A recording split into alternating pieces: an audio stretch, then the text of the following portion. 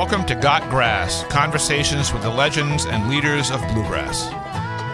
You've enjoyed live Bluegrass at Guitar Town CT concerts in Hampton, Connecticut since 2008. From Tony Rice, Rouse Stanley, and Doyle Lawson to Tim O'Brien, Sierra Hall, and Billy Strings. Now you can go behind the scenes as we chat with your favorite Bluegrass stars. I'm your podcast host, Chris Worth.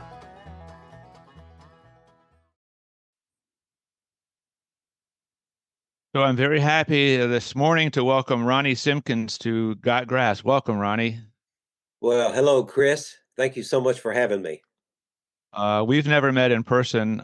I've met your brother quite a few times. He's been up here and played, I think, 5 times over the years, but I've seen a lot of you on video, and I feel like I know you, but I don't. So it's good to finally meet you.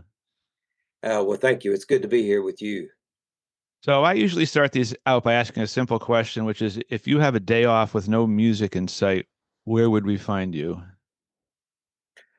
Well, if the weather is cooperating, probably on the pickleball court. Oh, okay. Yeah. And as we speak, November the 27th, it's a beautiful day here in Northern Virginia. And maybe after this little conversation here, maybe that's what I'm going to try to do. Nice. Do you play with your wife, or do you have people that play with? I do. My wife, she's the one that got me into it, and she's got a group that she plays with pretty at least twice a week, I would say. And then I've tried to get a men's group going as well, and try to keep the body moving. I hear you. Yeah. I hear you. So you've had a long and wonderful career as a bassist in a lot of well-known bands, but for the people who might not know you all that well, could you give us just a little short bio of your career or life as you see it? Sure. I'll try to do my best here.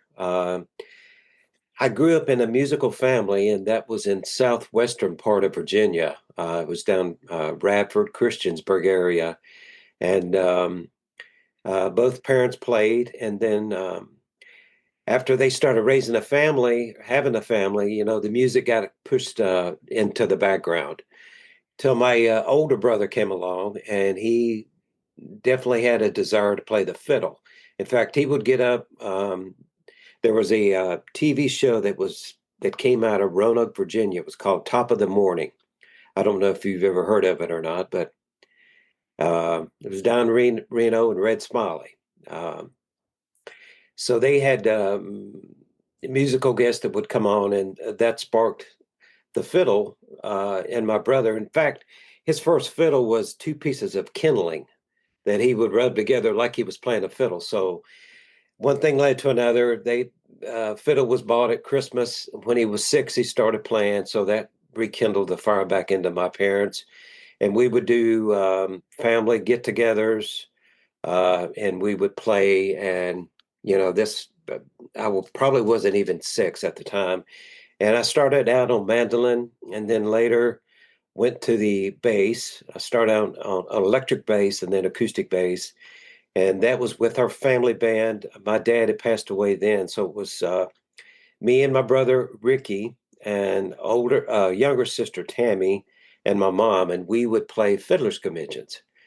And we would travel around the area, Dublin, Galax, different fiddler's conventions. And that led to another local band, Upland Express, that my brother and myself, we were part of. And then from there, I got a call from a guy who ran a music store in Christiansburg. And he said the Bluegrass Cardinals were looking for a bass player to fill in. So we hooked up, and I went on a weekend trip with them. It was up into Canada. That was with the Cardinals. And that ended up being a year and a half. So that was probably my first exposure to playing music outside, the local area. And then later on, let's see, I joined the Heights of Grass. 1980 to 81 was the Cardinals. And then 82, 83 was the Heights of Grass. That led into the Virginia Squires. And that ran for about 6 years. And then after that, it was the Tony Rice unit. And then where I am now with the Seldom Scene, and that's been almost 30 years, I guess. So It's pretty good resume there. I've been blessed. It's been a lot of fun, and yeah, I don't think I would trade anything. Yeah. Yeah. I've heard some great bass players, like for example, Paul McCartney, who said they started out on guitar but played bass because nobody else wanted to or nobody else would.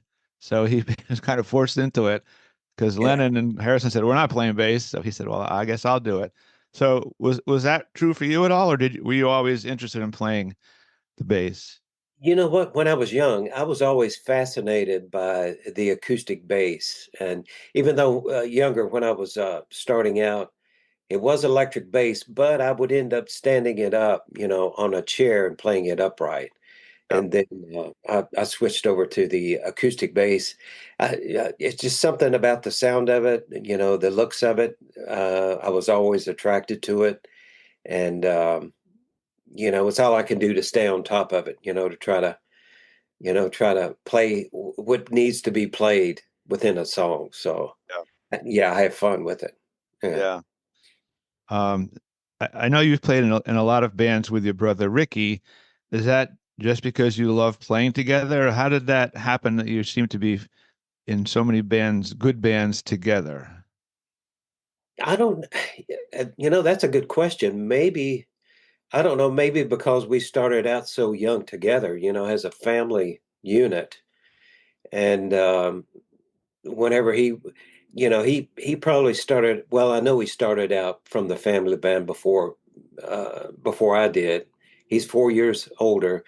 And I think he went out with the McPeak brothers. And I think it was at that point that I, left and went on with the Bluegrass Cardinals. But it seems like that and the Upland Express, we were together in that band for quite some time. And yeah, I think it's just being close knit family. They just carried over. Yeah. So was there a time in your career early on when you suddenly felt, wow, I'm really a professional bluegrass musician. This is my career. I'm going to do this. I'm in. Wow. Um, you know what? Maybe not quite like that because it seemed like, well, I have. I've always had a side job going on, the same time I played music.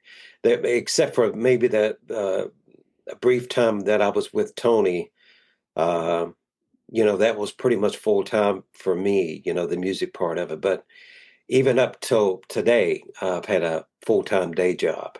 Uh, and I've done odds and ends in the past, to make ends meet and raising a family. And currently, I'm with Smithsonian Folkways Recordings.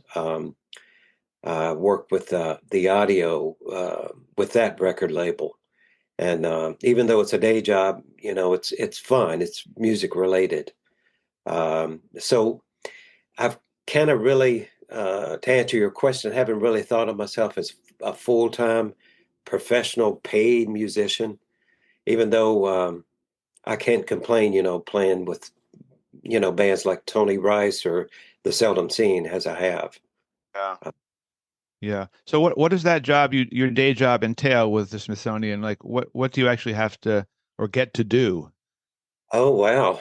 Well, for one thing, I get to take old analog tapes, not only get to listen to them, but get to transfer them into the digital domain and preserve them.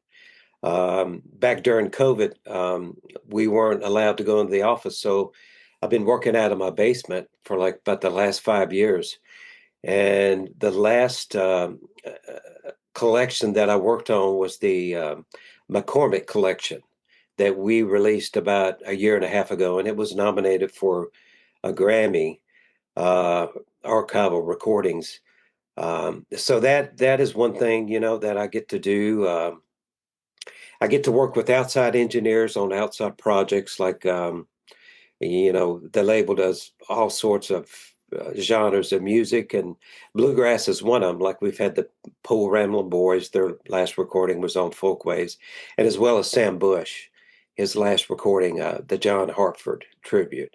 I was able to work with him on that and handle the audio assets that come in and that I kind of spread around with the label, marketing, and production.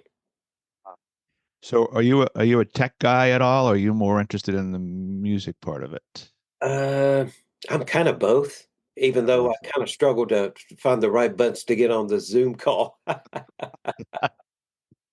But part of that is, I guess it's analog. So I'm using, you know, the old-fashioned tape machines and, to transfer. Uh, Right. it's a never-ending challenge. I'll leave it at that, but which is Fair enough. good. Yeah. Fair enough.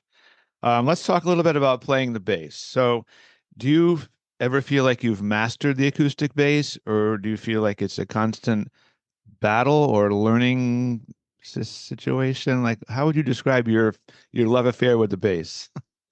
Oh man. At times I feel like I have conquered it until I hear these younger guys, and I'm thinking, wow, how did he do that?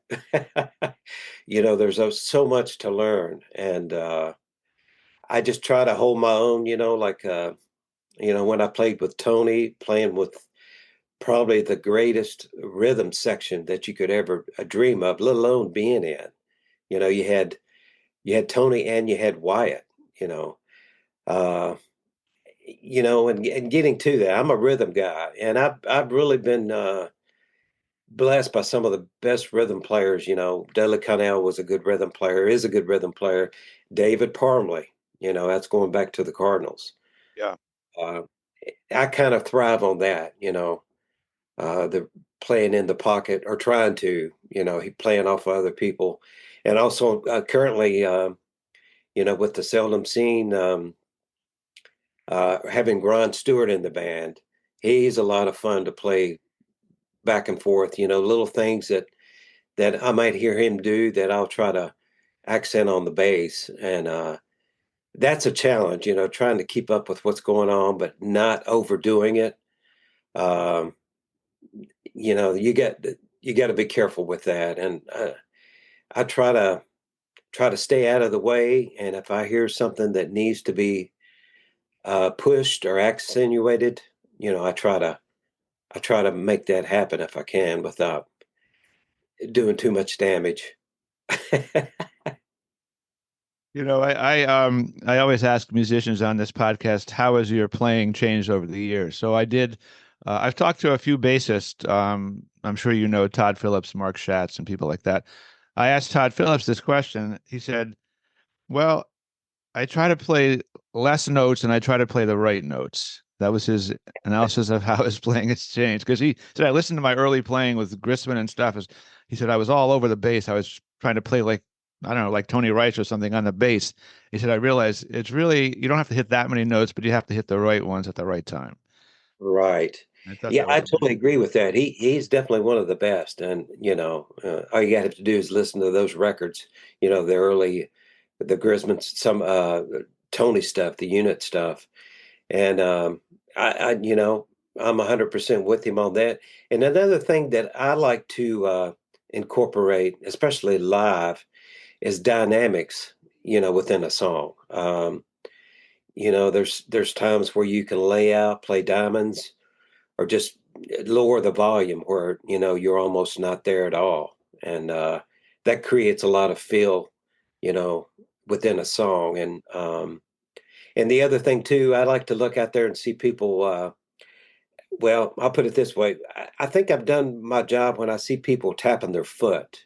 You know, I'm thinking, okay, well, something's going on there, so something's working. So that makes me feel good. If they're I see, feeling the beat. Yeah. yeah, yeah, It's always fun talking to bass players because I think bass players sometimes get the short end of the stick. They're behind the band, they're kind of like back there. You take them for granted, but you're watching the guitar and the fiddle. Um, but I feel like also when you're a bass player behind the band, you almost have a better perspective because now the whole band is right there in front of you, and not only are you listening to them, but you're also driving them. So It's an interesting, I don't know. Do you ever think about that aspect of it? Yeah, I do. You could also say we probably have the worst view. No, that's a joke there. But Yeah, no, yeah. yeah, I get what you're saying. One thing that I have done, it was kind of encouraged from a lot of audience, their perspective. They would say, "Why are you in the back? We can't see you." So, I don't know. A couple of 3 years ago, I made it a point. So we kind of all stand pretty much at the same line on stage. Yeah. So I can look over and make eye contact with, say, Fred, who's on the far left of the stage, or Ron, who's on the far right. And that makes me. I don't want to feel like I'm a front man by any means, because I like being in the back. But even though I'm in the back, I'm kind of on the front. I'm kind of bucking the system there. Gotcha. Well, that makes a lot of sense. You mentioned eye contact, which in my experience in bluegrass is so important because so much of the communication on stage is with eye contact, right? Right. Yeah, exactly. Yeah, there's you have that, and you have, I don't know, there's another sense. I don't know how to describe it, where you kind of know where a player's going. Maybe that comes from working together after a certain amount of time. You can almost anticipate where a player's going to go, or a singer, or what he's going to do, and kind of make that move with him, if that makes any sense, I guess. Uh, Yeah. I guess in a band like the Scene, where you've been playing quite a while, you probably get to know each other's moves, and you're not going to hear anything too wild that you haven't heard before. Usually, I would think. you're right. Yeah, that's true. Once in a while, sometimes it gets loose, as Tony would say. But that was having fun with it. Man, when you worked with him, you did not know what was coming up. I mean, normally you have the solos in order, who takes what break, or who's backing up what. Not that that affects me necessarily playing the bass, but you didn't know who was going to solo until you got that nod from him. And sometimes it was the bass player. It's like, whoa, he's looking at me. So yeah, Well, that was my next question, which was about um, taking a solo on the bass, because I know as a bluegrass fan, the bass solo always gets the most applause. I mean, everybody loves to hear a bass solo, right? It's just I don't know yeah. why. Do you like taking solos? Do you enjoy that spotlight? Uh, yeah, sometimes I do. Like there's two or three songs that we do that have a built-in bass solo. That's part of the you know as the order comes around. Your time to solo, and that we have recorded. And I just try to play what I did on the recording. Um, and try to play it in time, and just hope for the best. And sometimes it's not always it doesn't always come out front. Depends on who's mixing. Yeah. You know how that Right. is. Yes. Yeah. Especially if you don't have your own sound engineer that travels with you Yeah. Right. until it's over with, and then the volume might be raised, and then it's gone. It's over. But yeah. Yeah. Your moment in the sun. Yeah, but no, I get what you're saying. The crowd does seem like they appreciate it. Uh, I don't know if they feel sorry or giving you support or what, but Yeah, it's give that always old boy a little chance in the spotlight. He's back there yeah, all night and nobody's yeah, acknowledging him. yeah. But you know what, Chris? Take the bass out just for one song, and something's wrong there. Some that Oh yeah. people notice. Yeah, yeah. Yeah, you could take out any instrument out of a bluegrass band and probably still Right. manage, but without the bass, I don't think you just it just falls dead on the tracks. Yeah, Um, have so that. when you're playing bass in a rhythm section and it's a good good pocket, who are you playing off of mostly to get that rhythm? Are you playing off the mandolin chop, or like what really establishes that back and forth that really gets the pocket solid for you? Like, Wow. Well, ideally. you know, I try to key on the rhythms. Who's, the rhythm person, which is, the guitar, Hmm. and try to lock in with that. And then if the mix is right, if the mandolin, if he's chopping, that just makes it so easy, for the bassist, because you get that. Well, it's a snare beat that you're Right. playing against, and Right. especially if you get somebody like a Sam Bush, that's which I've had that fortune uh, Mm. more than once to play on stage with him, and that is an experience of it Wow. itself. Um, but yeah, if you have that going on to lock in with those two, uh, you pretty much have the foundation, for the other guys to sing on or to play on. But realistically, that probably starts with the rhythm guitar. I think that's where it's built upon. Um, and all you have to do is listen to Lester and Earl. You can see that or hear that, I should say. Right. Right. You take away Lester, and Earl wasn't quite the same, I don't think. Yeah, right. All the parts have to work together to Yeah. make it work. So, I wanted to get to talking about a little bit about Tony Rice. At this point, I mean, Tony was my musical hero. He played here, I think, 4 times with his band, with the unit, with Rickie and other people, Rob Ikes and people, Wyatt. Um, And as you said, that rhythm section when you were in the band, I mean, you got Tony Rice, who's probably the best rhythm guitarist maybe of our time, and then Wyatt, who's played just what Tony plays. So now you got double-barreled rhythm, and then you got Jimmy Goudreau, who's a pretty good mandolin player. So I mean, as you say, I think the rhythm section there was tops. Oh, yeah. It didn't get any better than that. And to maybe further stress your point about Tony and Wyatt, they both understand the bass. A lot of people don't realize that Tony was an excellent bass player, and so is Wyatt. So they understand that instrument, how it fits into the rhythm, and they would play stuff that would just, hey, would just work, like fit like a glove.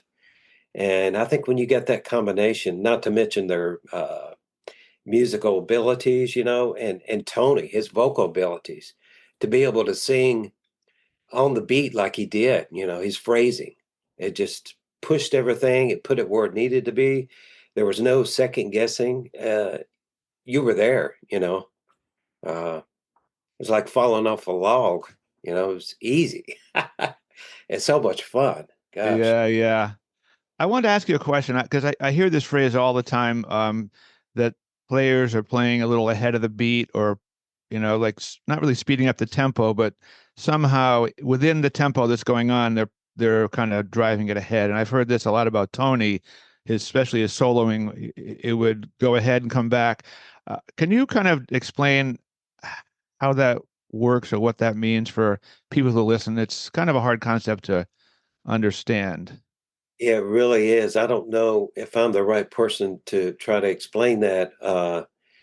But yeah, I guess maybe a lot of that came from Tony, his jazz influence. He could, he could play ahead of the beat or behind the beat. If you listen to like some of the stuff he did with the album band or the Rice Brothers, even the G run he did was delayed or pushed. It's like, wow, who would have thought of that? The way it landed. And another thing, Tony, I often heard him say more than once was that instead of being like a mechanical movement or metronome, the rhythm or the timing needed to breathe, right? So you could fall back behind the beat, or you could move ahead of the beat, uh, or somewhere in between. And to me, that's a good approach. Just let it breathe. You know, um, Right. if that So makes the tempo is going along. The train is traveling on the track. The train itself is not slowing and speeding up, but in the individually members are going ahead of the train beat or behind the train beat adds tension, but you're not actually slowing the song down and speeding it up. Exactly. Yeah. I thought you were going to use the analogy that I've heard Tony use, and I'm not sure where he got it, so I won't say. But like that train going down the track, you have that box car, right? You got a hobo inside of that. Well, he may wander to the head of the car, or he may fall back to the rear of the car, but he's still on that train on that track. So, Gotcha. yeah. So you guys are five hobos on a train and hopefully Yeah. didn't derail. Uh, Usually not, no. But sometimes it would get loose, like I said, or as Tony would say. But Yeah. that's when you Yeah. would have fun and kind of just go out on a limb thinking, oh gosh, where's this going to land? I hope it does, Hmm. you know. Yeah. And Yeah. that was fun. Yeah. How'd you first meet Tony? Was it through Rickie or did you meet him separately? Actually, this was down at with Lacucci, which was a festival that the Virginia Squires used to play every year. And it wasn't too far from Crystal River. That was Tony's home when he lived in Florida. So one year we were there, and I think it was a sad time for Tony. He had just lost his dad. So he came to the festival, and my brother's wife at the time, she happened to spot him in the crowd. So she went over and introduced herself and started talking. And one thing led to another, and she encouraged him to go get his guitar. So second set that we played the festival, he showed up with his guitar and he got up on stage with us. So that was the first time that I had met Tony. And we ended up jamming in our motorhome at the festival after hours. Wyatt was there as well. And that was the first meeting with Tony. And Rickie had joined my brother, the band, oh gosh, probably 88 or 89, I guess. He became a member of the unit. And then I joined maybe a year or so after that. 1990 was my first year with Tony. So did he just call you up and say, you want to come play bass with me? Or how did Well, my brother kind of set that up, so, he pretty much trusted my brother. So no rehearsals. We never rehearsed with the unit, never with Tony, but it was a private event that we played. It was up in Maryland. I remember it was the unit and the Lost and Found was at this private event. And so we got together in the motorhome and ran over 5 tunes with Tony, and that was it. So, yeah, yeah, Yeah. feet to the fire. Yeah. I mean, I know he was famous for having lots of times no set list, no rehearsals, that's a given, no set list. And lots of times he wouldn't even come out. When he played here, he would never come out for sound check. So the Yeah. first time he played in the sound system was the first song. And of course, it would be screeching feedback. And the sound guy would go, wow, why wouldn't he come do that? But I guess he just wouldn't bother. I don't know. Is that his style? Well, that's kind of what it boiled down to, especially towards the end. He would show up, sometimes minutes before, the unit was to go on. But Wyatt was there. So Wyatt would sound check, his microphone. Yep. Uh, he and Wyatt had the same microphones they used. So pretty much get it close, but still Tony had a different right hand, when it came down playing the actual rhythm or leads. As far as set list, no, nothing was ever kicked off in the same order. He did have a, master set list, as we referred to, had it broken down slow, medium, up tempo. And he would glance at that song list, while we were doing a song. And at the end of that song, he would, he sometimes he'd look around, Tipper, Little Sadie, whatever it was, and be ready for that. Yeah. Sometimes not, So you just had to be ready and you couldn't daydream, that's for sure, on stage. Yeah. So I guess it probably was a challenge at first to play that way because you're probably used to knowing what the songs are going to be, what the keys are going to be, and he just said, "We're doing this in A," and okay, and off we go. Right? Was that how Right. it worked? Yeah, pretty much. Yeah, you tried to Yeah, the whole time I was maybe a year or two, I was anticipating, a change in the unit, trying to, prepare myself as best I could, with Tony's material, especially some of the jazz tunes, he would, to try to break things up. For instance, the other guys would set out except for Tony, Wyatt, myself, and he would do some of the jazz tunes, like Devlin. Uh, let's see, gosh, it's been a long time. Fish Wow. scale tunes like that, Right. So he wasn't stray too far from those jazz instrumentals. Thank goodness, we Yeah. he just spring new ones on us that we weren't ready. Me and Wyatt, I'm sure could handle it, but Yeah. yeah, just yeah. Your comment was funny about getting to the gig because the first time he played here, we were waiting. It was an afternoon show. It was 3 o'clock. It was the first show I ever did promoted, and Rob was there, Rickie was there, Bryn Davies was there, and no Wyatt and no Tony. It's like I don't know, 2:30. And finally, one of them called. I think it was, I don't even know if it was cell phones. Maybe he said, we're lost. Where are you? I said, well, you're not that lost. You're not far away. So they finally pulled in, I don't know, 20 of three. They skidded in with that black pickup truck of his. And out steps Tony with his beautiful suit on. The guitars were in the back underneath the Seno cover. And he came over and said, "Hi, where's the green room?" And that was my first meeting with Tony Rice. And they didn't have much of a warm up. I mean, but I remember they did I think it was a Miles Davis song. Was it All Blues? I don't know, some Miles Davis song he loved. And I remember Rob Ikes behind the curtains going, what is this? I never played this. How does it go? And tried to learn it, just before the set started. It was like, I just remember back there I think with Wyatt or Rickie, and they're trying to show him how the chord.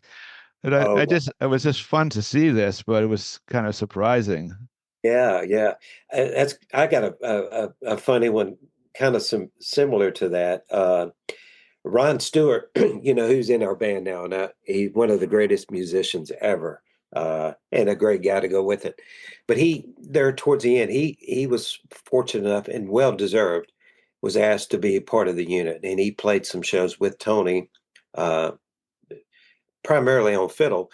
But if I'm not mistaken, one of his first was playing the mandolin, and like I said, Ron's accomplished on everything, but it's not something he plays every day, right? So Tony kicks off with Manzanita and looks at Ron. So Ron takes a solo.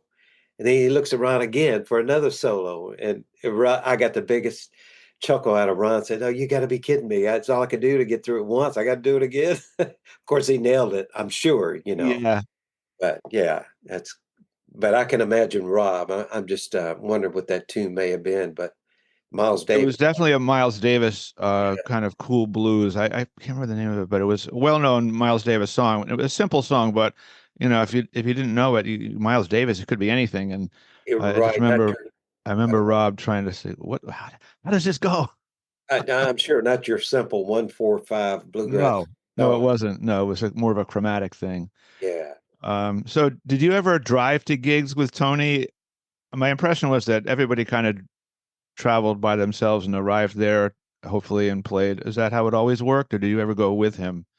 There may be maybe a handful uh, instances where he and I and maybe Jimmy rode together, but for the most part, um, Jimmy Goodrow, he doesn't live too far from where I'm at, so a lot of times he and I would rent. It was the Lincoln Town Car. That was what was popular back in the early '90s when I was with Sure. Tony. I don't know, but Tony always had the coolest cars, so he had a black Town Car.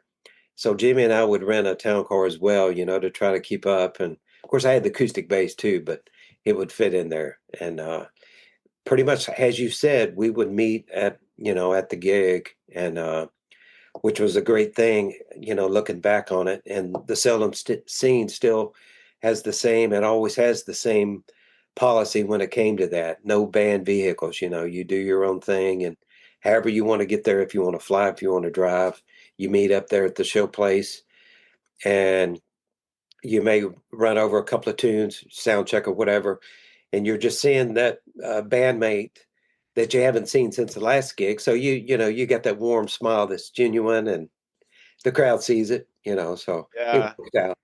Yeah, that's pretty nice. Yeah. You played on one or two or three of Tony's unit albums with him. I know you played on a Well, couple. yeah. Well, let's see. I'm on the last unit, the instrumental thing, unit of measure. Right. Gotcha. And then I played. I can't remember if there were two or three out of the woodwork. That was the first one that Tony Hmm. did with Chris Hillman and Herb Peterson. So I'm on all of those, and there have been other recordings that I was on that Tony was a part of, Hmm. like my brother's stuff.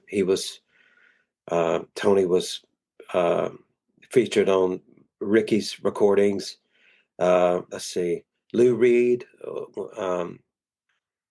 Lou did a solo record when he was with the Scene that Tony's on as well. Uh, uh, I can't remember the name of that recording. He's got the umbrella. When It Rains, I think was the name of the album. Sorry. Yeah. Gotcha. Gotcha. So I haven't went through and made a list. That's probably something I should do. But Yeah. yeah. Can you choose maybe a favorite part you recorded with Tony on an album and kind of talk about how it came together? Any particular ones stick out for you that you enjoyed and really turned out great? Oh gosh. Uh, those woodwork that I'd mentioned, with Herb and Chris, those were fun. Those were done at Bias Recording. Um, Also, my brother Rickie dancing on the fingerboard sticks stands out to me. That was done at Doobie Shea Recordings. Dan Tominski is on that, as well as Tony, my brother, Sammy Sheelers playing on that one. It's real strong. That was a lot of fun. You know, just kind of worked up the arrangement in the studio. So you just, you had nothing to go by. You just kind of, winged it as you went, as you felt it. Yeah, those are the fun ones. Yeah. Yeah. Was that generally how things worked in the studio when the unit was in there? You had booked some studio time. Um, Tony would say, or somebody would say, "Well, let's do this song, and this is kind of how it goes," and you would just go into it. Is that how it was? It that informal, or Yeah, I'd say it was, Chris. There was no charts. Even though unit of measure was, there were some things that Tony had cut previously, like Jerusalem Ridge. So you know how the tune went. Even Manzanita, he recut that. So you knew how that went. And there was a couple other things that we just improvised as it went down. You know, um, you may went back and made an edit or two, after the cut was done, but um, to the best of my knowledge, or that I recall. Uh, so in those recording sessions or even on stage, would Tony make suggestions to people about, like, for example, would he say to you, try playing this kind of bass pattern, or was it just pretty much he trusted everybody in there and he just played? I was going to mention that thought earlier. We were talking about playing with Tony. That was another thing, in addition to no rehearsals. Uh, he would not tell you what to play. He pretty much trusted your judgment, and he gave you that freedom. And you try not to. For me, try not to overstep that. Make sure you stay out of other people's way. But if you would hear him doing something on the guitar, I would, try to go out on that limb to match it. Like if you go back and listen to Sally Gooden, if you ever heard us do that live, that would get, as Tony would say, loose. You know, and you just hope it would fall back into to some kind of closeness of the meter. And it usually it did. It And did, yeah. yeah, Yeah. it's. I yeah, go ahead. I was going to say, just living off the seat of your pants, it just, uh, it was a lot of fun. It was intense at times, but Hmm.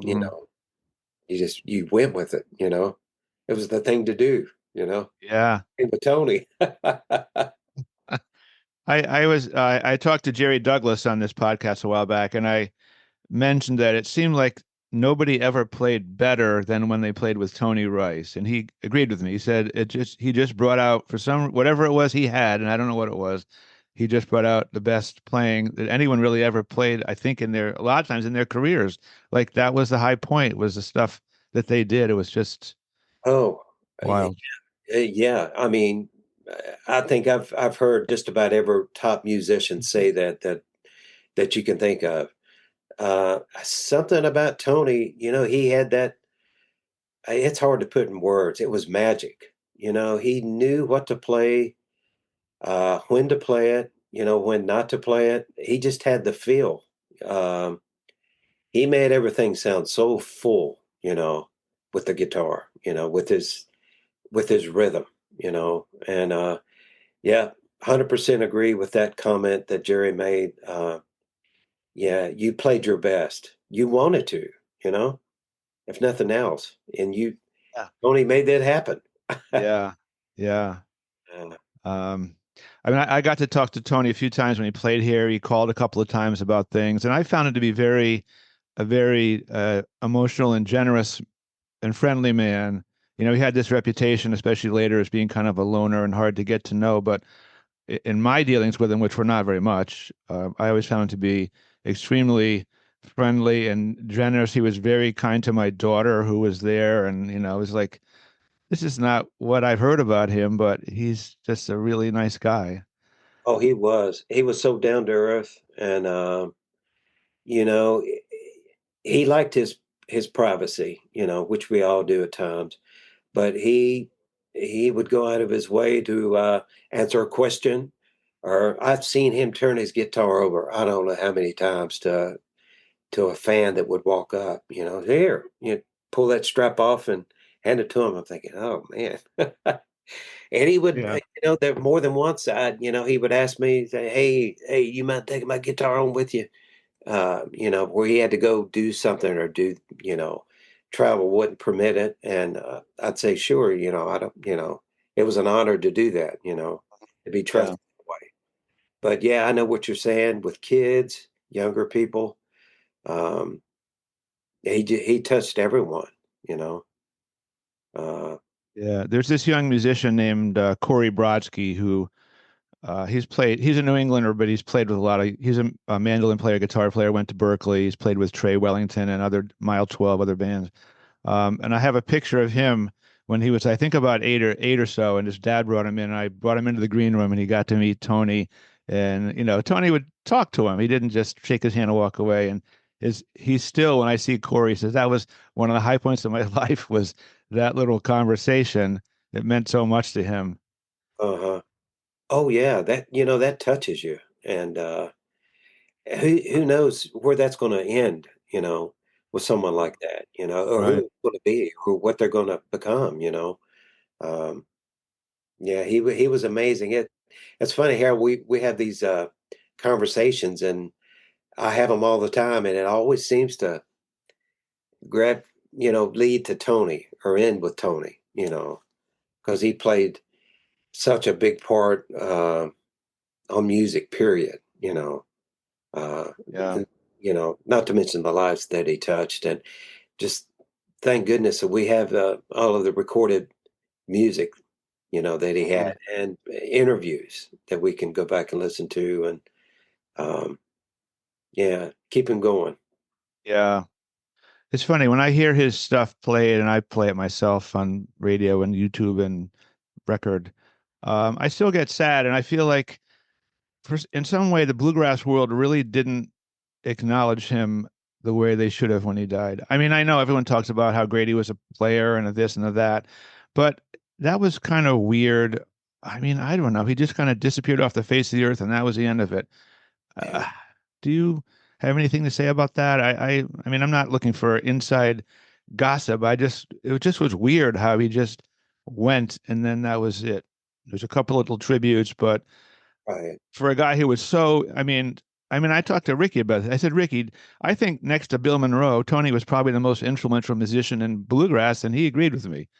But Mhm. yet, when he died, it was kind of, was there ever even a service or a funeral or anything? I, I know what you're saying, Chris, and uh, that kind of it makes me grieve, and in regards to that. And there's things, I guess, that probably will go unsaid, but you know, it's sad, and I really, I guess I can't address that, like I want to, and so it's just I just told him, in high regard, and he's got to always will have a special place in my heart, and he's just touched so many people, and um, he made the world a better place for sure.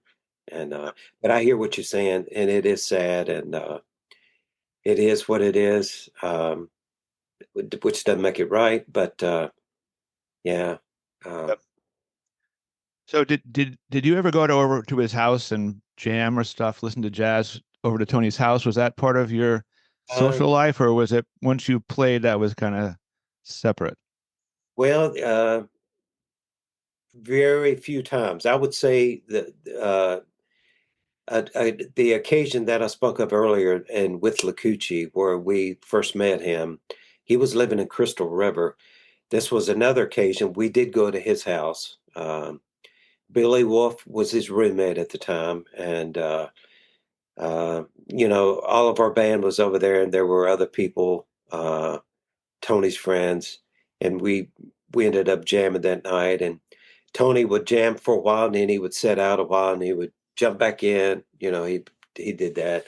That was probably about the only time, and then maybe a visit or two in North Carolina to drop speakers off. One time that I had the occasion to bring some speakers from Bias Recording Studio that Tony purchased, and that was pretty much it. But Yeah. uh, yeah. It's funny when before he played here, I got two advice from two people. One person said, "Don't hire him; he's not going to show up." And I won't say who that was, but somebody who knew him said, "No, you're asking for trouble." And of course, that never happened.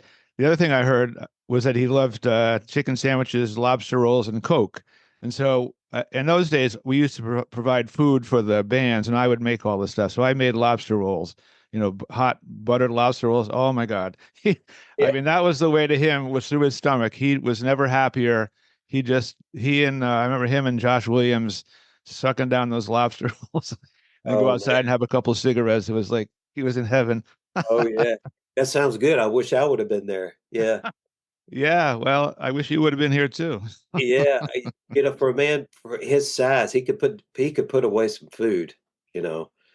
Um, you didn't see him eating all during the day or snacking, but whenever he decided to sit down and have a meal, yeah, he could put it away for sure. Yeah, Um, yeah. So a lot of, along with this, with the sadness and grief, there's a lot of good memories everybody has in their own dealings with him. I mean, you obviously musicians dealt with him a lot more.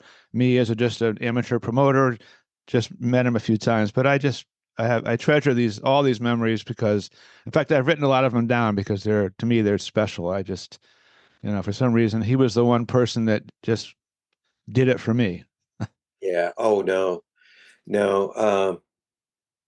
Yeah, probably one of the. I always say I have two experiences or feelings that I had on stage with these people that are bigger, larger than life. And John Duffy was definitely one of them. Playing on stage with him was one of the best and also intimidating experiences I've ever encountered. And I mean that in a good way, because Yeah, he brought excuse me, he brought out the best in you.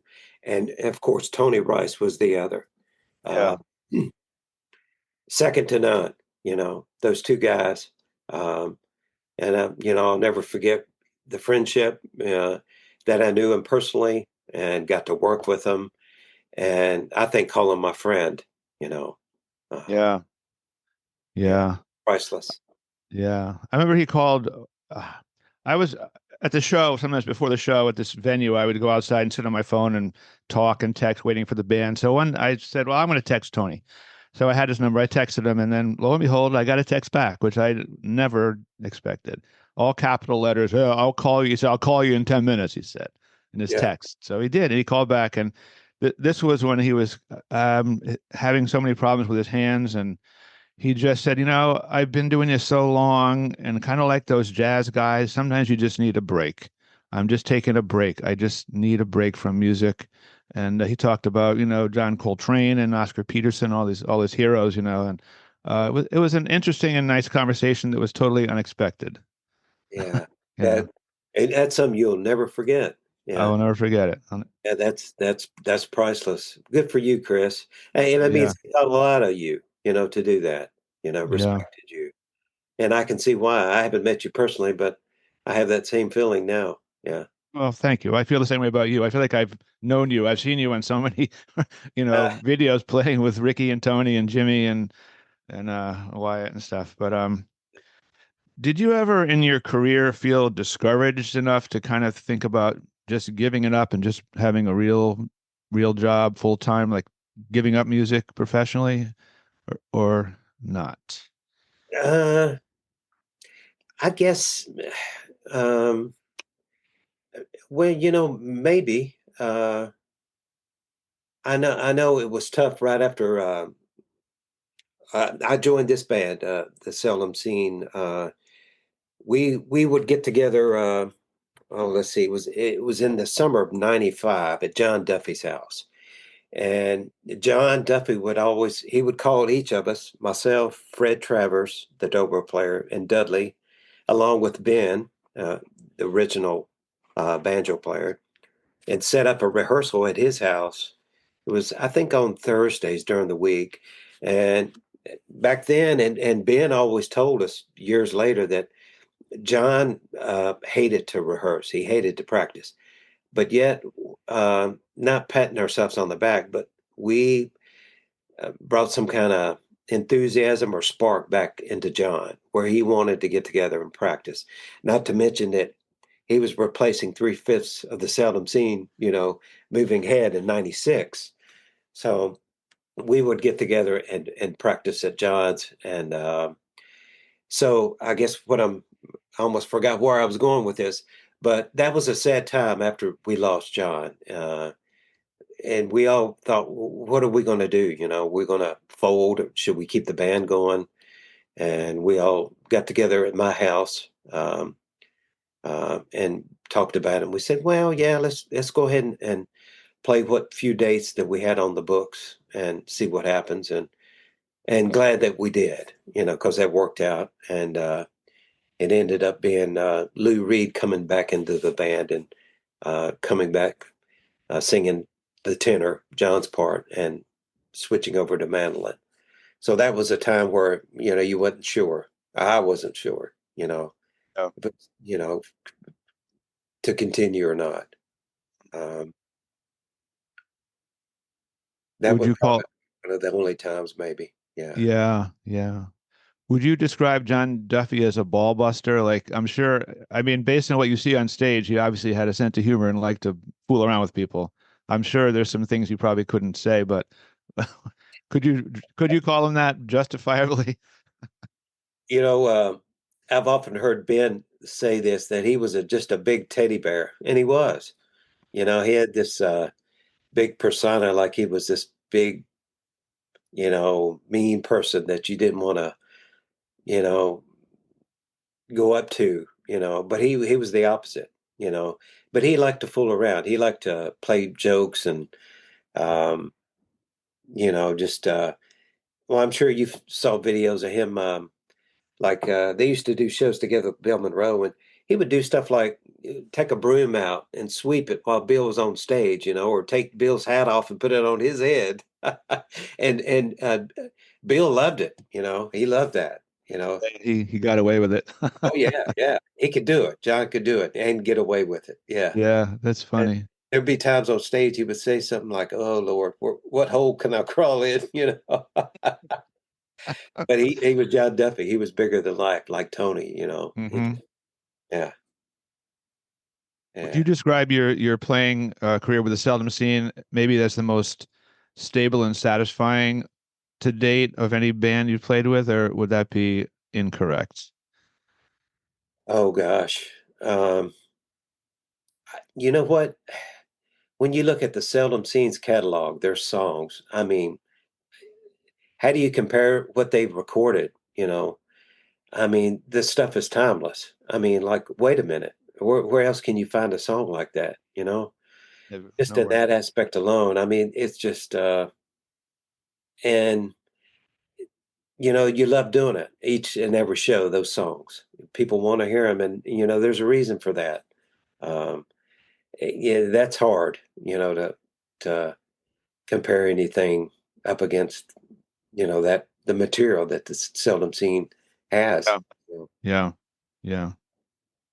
How often do you and your brother Rickie get together either to play or just hang out and shoot the breeze these days? Oh man, not too often. Uh, yeah, here lately, um, very seldom do we get to see each other. We're not that far away. He lives in Maryland, and I'm in Virginia. But not as often as I'd like to. I'll put it that way. Yeah. Yeah. It's funny because I know his wife is big into horses. Maybe he is too. And my daughter, when she was living in DC, actually went over. He invited her over to come and, or she did, to come over and ride. This was, I had forgotten this, but she reminded me. This was like back in 2009 or 10 or something. Um, yeah, and she said, "Oh yeah, I went over to their house and rode with and stuff." I had totally forgotten that, but Yeah, uh, he did the same thing with us a while back. Actually, it's been a few years. I didn't get on the horse, but I think my one of my daughters did. Yeah, I'll say. mhm. Yeah, we Yeah, grew up with the horse years ago, and I've been there, done that. I don't, yeah, I don't want to break anything at this stage of my life. So no, you don't recover fast from a horse fall now. yeah. I was hoping Rickie would come on the podcast, but so far it hasn't happened. So I don't want to bother him about it. Oh well, maybe Um, I'll have to rattle his cage there, and yeah, maybe you could tell him it's not going to be all that bad if you. yeah. I don't know. I don't know why. I don't know what he hesitated for, but hopefully he will. I'd love to talk to him too. I always enjoyed him, his company when he was here. Oh yeah, Um, yeah, yeah. so is there anything you'd like to add that we didn't discuss? Our hour is coming to a close here, and we've covered a lot of stuff and a lot of thoughts and history, but is there anything you'd want to talk about, either about your present or past music or anything that we've missed here that you'd like to Well, bring up? I might as well go ahead and plug something. I guess this is free advertisement, right? Yes, it is. It's Well, all speaking, free. yeah, my day job being Smithsonian Folkways, uh, the band, the Seldom Scene, we have a new album coming out, and I did say album; it'll be on vinyl in Hmm. addition to CD and digital. We're looking at March, maybe the latter second half of March. New Seldom Scene recording entitled "Remains to Be Seen," SCENE. So Clever.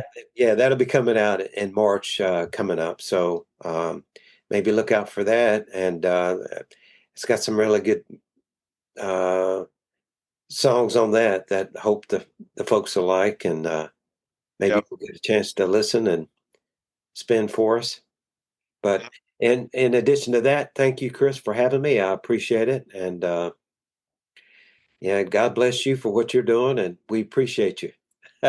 Well, thank you, man. I've looked forward to meeting you for a long time, and you're a very eloquent and interesting speaker about a lot of stuff you've been involved with. So it's been a lot of fun. The hour flew by, I have to say. Oh man, Um, me too. Yeah.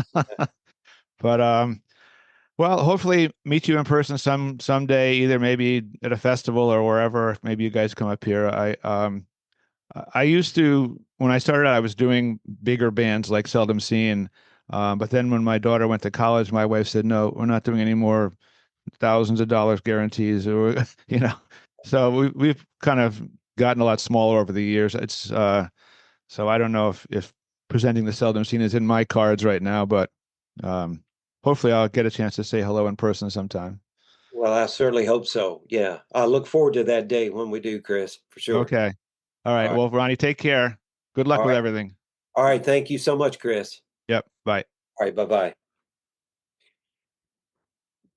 I hope you enjoyed our podcast, and thanks for listening. Visit our website, guitartownct.com, for concert and podcast schedules, or just to send us a message. We'd love to hear from you.